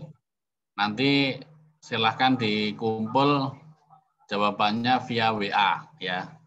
Kalau yang mengirim dalam waktu 20 menit berarti itu standar ya. Yang di atas 20 menit kena penalti nanti. Makin minus lah itu ya.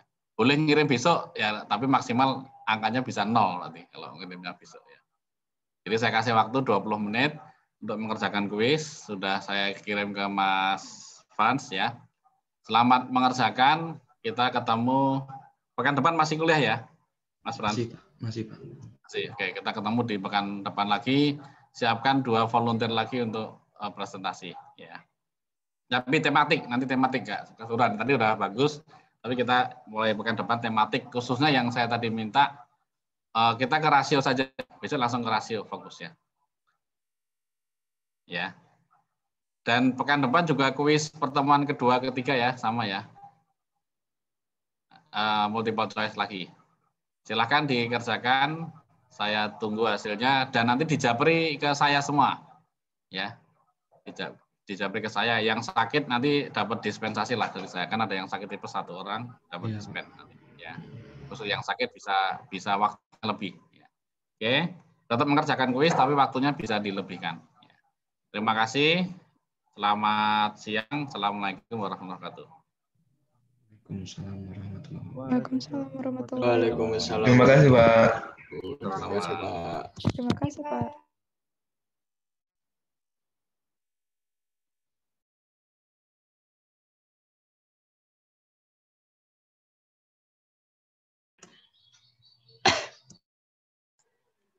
Yuk, bagi tugas yuk. Ganti Jet buat kuis.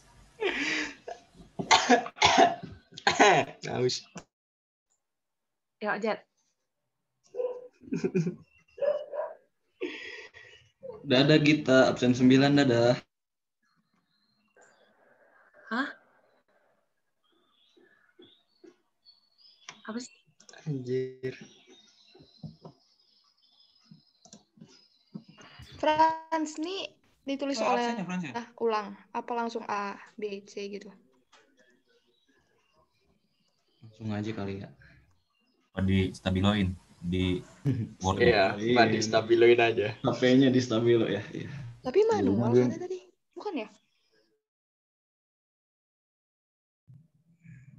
Sebebasnya aja deh, santai. Ya Allah. Kan di PC ke bapaknya kan dikumpulin. Ya. Bukan dikirim ke grup. Ya, kok soalnya familiar.